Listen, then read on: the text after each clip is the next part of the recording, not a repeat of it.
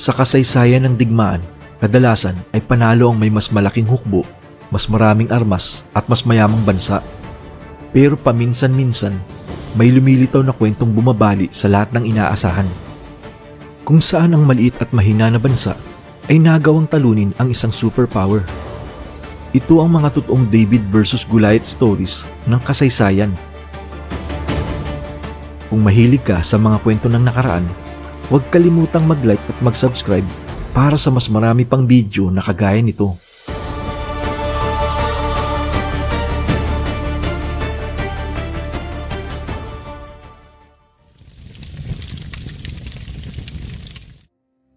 Noong panahon ng Cold War, isang malaking digmaan ang sumabog sa Timog Silangang Asya, ang digmaang Vietnam.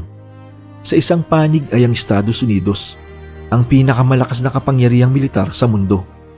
Kumpleto sila sa makabagong eroplano, helicopter, matitibay na tangke at modernong armas. Sa kabilang panig naman ay ang North Vietnam at ang Vietcong, na karamihan ay dating mga magsasaka at ordinaryong mamamayan lamang. Limitado ang kanilang kagamitan at halos walang sariling air force. Kung lakas lamang ang pagbabatayan, malinaw na walang kalaban-laban ang Vietnam. Ngunit hindi nila hinarap ang digmaan sa karaniwang paraan. Sa halip na sumabak sa harapang labanan, ginamit nila ang taktikang gerilya. Palihim ang paggalaw, biglaan ang pag-atake at mabilis ang pag-atras. Ginamit nila ang makakapal na gubat at kabundukan bilang natural na panangga laban sa mga eroplano at tangke ng Amerika. Naghukay sila ng mahabang tunnel networks na nagsilbing taguan, imbakan ng supply at daanan ng mga mandirigma. Dahil dito, hirap na hirap ang mga sundalong Amerikano na matukoy kung saan nagmumula ang mga pag-atake.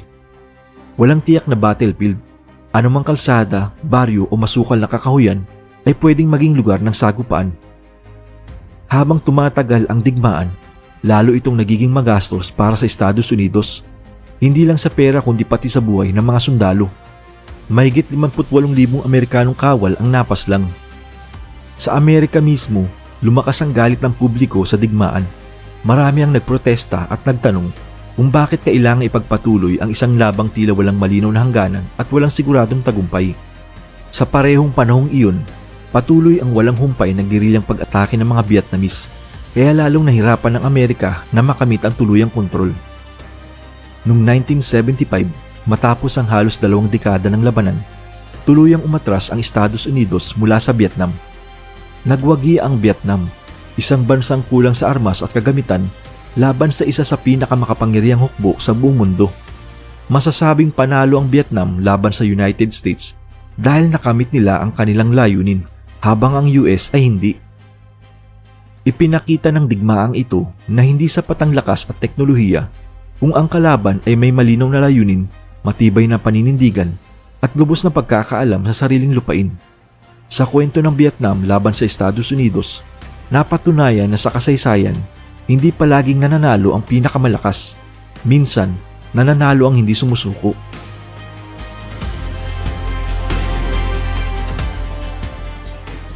Noong 1979, pumasok ang Soviet Union sa Afghanistan upang suportahan ang pro-Soviet na gobyerno sa bansa.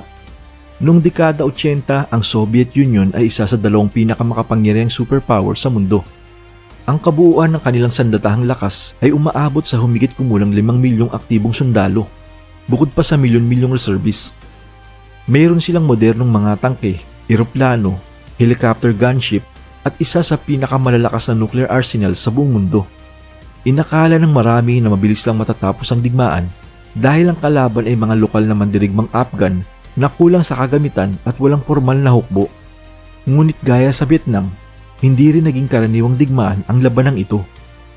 Ang mga Afghan na kilala bilang Mujahideen ay bihasa sa kabundukan ng kanilang bansa. Ginamit nila ang masusukal at matataas na bundok bilang taguan at panangga. Hindi sila lumalaban ng harapan. Sa halip ay umaatake sila ng biglaan at mabilis na naglalaho sa mga liblib na lugar. Hirap ang mga sundalong Soviet na kontrolin ang malalawak na probinsya dahil sa kawalan ng malinaw na frontline. Lagi silang nasa panganib kahit sa likod ng kanilang kampo. Habang tumatagal ang digmaan, lalo ring nadadagdagan ang problema ng Soviet Union. Maraming helicopter nila ang napabagsak Matapos mabigyan ang Mujahideen ng mga portable missile weapons na kayang tumira sa himpapawid, nawala ng air advantage ang mga Soviet na dati nilang pangunahing sandata laban sa mga mandirigma sa bundok. Sa bawat taon ng digmaan, mas dumarami ang casualties, mataas ang gastos at bumababa ang moral ng hukbo. Pagkaraan ng halos 10 taon ng tuloy-tuloy na labanan, umabot sa mahigit 15,000 sundalong Soviet na ang napaslang. Dahil dito, nagkaroon ng pagod at pagdududa ang publiko sa digmaan, katulad ng nangyari sa Estados Unidos sa Vietnam. Noong 1989, tuluyan ng umatras ang Soviet Union mula sa Afghanistan.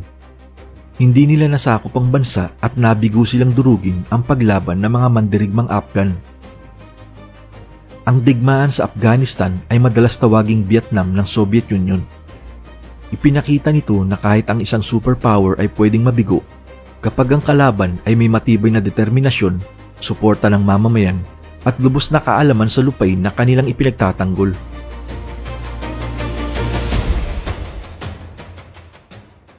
Noong 1939, sinalakay ng Soviet Union ang bansang Finland.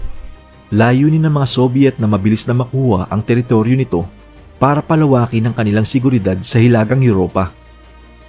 Sa papel, parang wala halos laban ng Finland. Mahigit 1 milyong sundalo ang dala ng Soviet Union, kasamang libu-libong tangke at eroplano. Sa kabilang panig naman, nasa humigit kumulang 250,000 sundalong Finnish lamang ang kayang lumaban. Karamihan ay kulang pa sa armas at mabibigat na kagamitan. Nagsimula ang tinawag na Winter War sa gitna ng matinding taglamig. Ang temperatura ay bumababa hanggang -40 degrees Celsius. Para sa mga sundalong Soviet na hindi sanay sa ganitong klima, naging malaking problema ang ginaw at mahirap na supply lines. Samantala ang mga Finnish ay bihasa sa kanilang lupain at sanay sa matinding lamig. Kumikilo sila ng mabilis sa pamamagitan ng ski. Nagtatago sa puting nyebe habang suot ang camouflage uniforms na halos nagiging bahagi na ng paligid. Hindi humarap sa harapang sagupaan ang Finland. Sa halip, pinaghihiwalay nila ang malaking pwersa ng kaaway at inaatake ang maliliit na unit isa-isa. Walang permanenteng battlefield. Ang bawat kagubatan at nagyayalong daan ay pwedeng maging lugar ng ambush. Kahit kulang sa mga tangke, gumamit sila ng mga simpleng sandata tulad ng Molotov cocktails upang sirain ang mga sasakyang pandigma ng kalaban. Habang tumatagal ang labanan, dumami ang casualty sa hanay ng Soviet Union. Tinatayang mahigit 126,000 sundalo ang napaslang at 100,000 pa ang nasugatan. Sa panig ng Finland, humigit kumulang 25,000 ang nasawi at mahigit 40,000 ang nasugatan. Sa kabila ng malaking agwat sa lakas, hindi nagawang sakupin ng Soviet Union ang buong bansa. Noong 1940, napilitan ng Finland na pumasok sa kasunduang pangkapayapaan at magbigay ng ilang teritoryo. Ngunit nanatili itong isang malayang bansa at hindi kailanman lubusang nasakop. Ipinakita ng Winter War na ang kaalaman sa lupain, disiplina at tapang ay maaaring makapantay at minsan ay makatalo sa mas malaking hukbo. Sa kwento ng Finland laban sa Soviet Union, malinaw na hindi palaging sapat ang dami at armas para magwagi sa digmaan.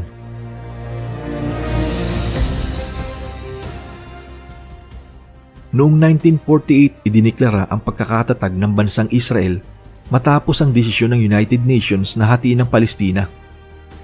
Kaagad itong sinalakay ng pinagsamang puwersa ng ilang bansang Arabo, kabilang ang Egypt, Jordan, Syria, Lebanon at Iraq. Layunin ng mga bansang Arabo na pigilan ang pagbuo ng bagong estado dahil itinuturing nila itong pananakop sa lupain ng mga Palestino at banta sa kanilang regional na interes. Kung iisipin, wala talagang kalaban-laban ang mga Hudyo sa mga bansang ito. Bagong-bago pa lamang ang Israel at wala pa itong formal na hukbong estado. Kakaunti ang kanilang armas, kulang ang kagamitan at iilan lang ang mga veteranong sundalo. Pero tila isang milagro ang nangyari. Samantala ang mga bansang Arabo ay may mga formal na hukbo at mas mabibigat na sandata sa unang yugto ng digmaan. Gayunpaman, mabilis na nag-organisa ang Israel. Pinag-isa nila ang kanilang mga depensa sa iisang hukbo at pinagtibay ang training ng mga mandirigma. Mahalaga rin ang kanilang malinaw na layunin, ipagtanggol ang bagong tatag na estado. Para sa kanila, ang digmaan ay usapin ng kaligtasan ng kanilang lahi. Dahil sa mahabang kasaysayan, maraming Hudyo ang napilitang lisanin ng kanilang mga tahanan, pinaghiwalay sa mga pamilya at ipinagbawal sa ilang bansa dahil sa kanilang relihiyon at lahi. Halimbawa, sa Eastern Europe, maraming Hudyo ang biktima ng pogroms o ang marahas na pag-atake sa kanilang mga komunidad. At sa Germany, milyon-milyong Hudyo ang pinaslang noong Holocaust. Kaya mataas ang kanilang disiplina, determinasyon at tapang sa pagtatanggol ng bagong estado. Sa mga sumunod na buwan, nagkaroon ng serye ng mabibigat na labanan. Kahit mas maliit ang bilang, nagawang ipagtanggol ng Israel ang mahalagang teritoryo at makapaglunsad ng mga kontraopensiba. Dahil sa mas maayos na koordinasyon at bilis ng pagkilos, unti-unti nilang napigilan ang mga kalabang hukbo. Nakakuha rin sila ng dagdag na armas upang mapalakas ang kanilang depensa at opensiba.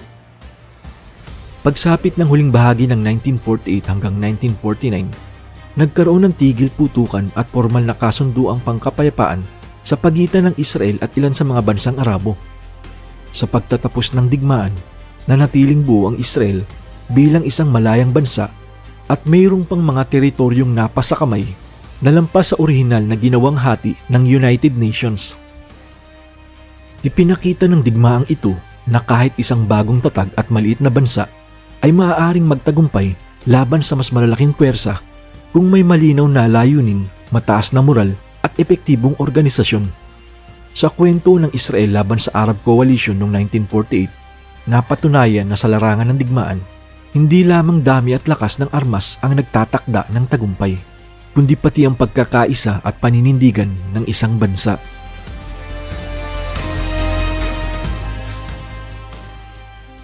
Noong 1896, naganap ang isang laban na naging simbolo ng pagtutol ng mga maliit na bansa laban sa kolonyal na puwersa.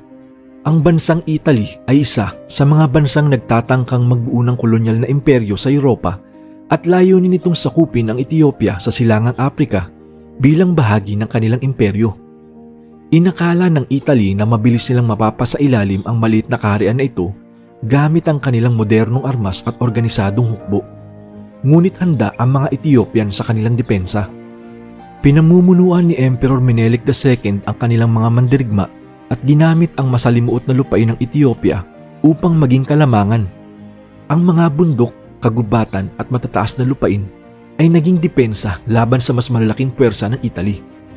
Bukod dito, nakatanggap din ang Ethiopian ng ilang modernong armas mula sa ibang bansa na nakatulong upang pantayan ang lakas ng kalaban.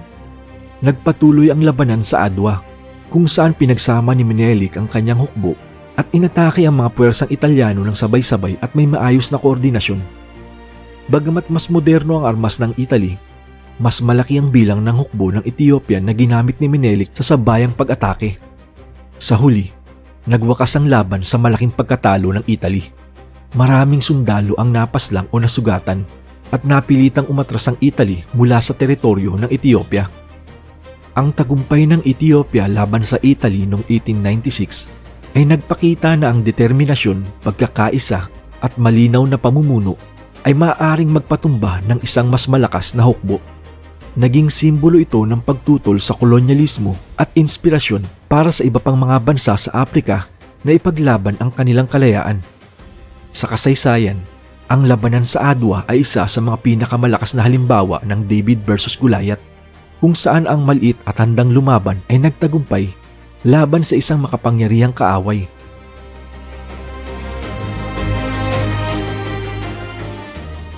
Noong 1415, sa gitna ng 100 Years' War, isang maliit na hukbo ng England ang humarap sa isang napakalaking puwersa ng France sa labanan ng Agincourt. Noong mga panahong ito, ang France ay maituturing na isang superpower ng Europa at ang England ay maliit kung ikukumpara. Pinamumunuan ni Haring Henry V, may humigit kumulang 6,000 sundalo ang England, samantalang ang hukbo ng France ay tinatayang 20 hanggang 30,000. Sa papel, imposible para sa mga English na manalo sa ganitong labanan. Ngunit hindi sila umurong. Ginamit ni Henry V ang talino at disiplina ng kanyang hukbo upang mapantayan ang mas malalakas na kalaban. Pinili nilang labanan ng France sa makitid na lupain na puno ng putik at mabababaw na damuhan. dahil alam nilang mahihirapan ang heavily armored cavalry at knights ng France na makagalaw, na naging malaking bentahe ng mga sundalong English. Naging sentro ng kanilang tagumpay ang longbow, isang matinding sandata na kayang tumira ng mas mabilis kumpara sa crossbow ng mga French at may mas malayong naaabot. Sa bawat alo ng pag-atake, napigil ng mga English ang pag-usad ng French knights. Ang bawat sundalo ay nagtulungan at nanatiling disiplinado kahit nakaharap ang mas maraming kalaban. Ang ulan at putik sa lupain ay naging karagdagang hamon para sa France. Ngunit nakinabang ang England dahil hindi makagalaw ng maayos ang mas malalaking unit ng hukbo. Sa huli, nanalo ang England sa kabila ng malaking pagkakaiba sa bilang. Maraming sundalo ng France ang napaslang o nasugatan, samantalang ang mga English casualties ay mas kaunti. Ang tagumpay na ito ay naging simbolo ng estratehiya, disiplina at matalinong paggamit ng terrain at sandata laban sa mas malaking hukbo. Ang labanan ng Agincourt ay malinaw na halimbawa ng David versus Goliath sa kasaysayan, kung saan ang maliit at maayos na hukbo ay nagawang talunin ang mas malaking puwersa sa pamamagitan ng taktika, koordinasyon at paninindigan. Ipinakita nito sa digmaan na hindi lamang dami at lakas ang mahalaga, kundi pati ang katalinuhan at pagkakaisa. Sa mga kwentong ito, ipinakita ng kasaysayan na hindi kailangan ikaw ang pinakamalakas. Minsan, kailangan mo lang lumaban kahit imposible. Dahil ang tunay na superpower ay hindi bomba o bala, kundi ang tapang na lumaban para sa lupa, kalayaan at dangal. Kung nagustuhan mo ang kwento na ito, huwag kalimutang mag-like at mag-subscribe para sa mas marami pang kwento mula sa kasaysayan.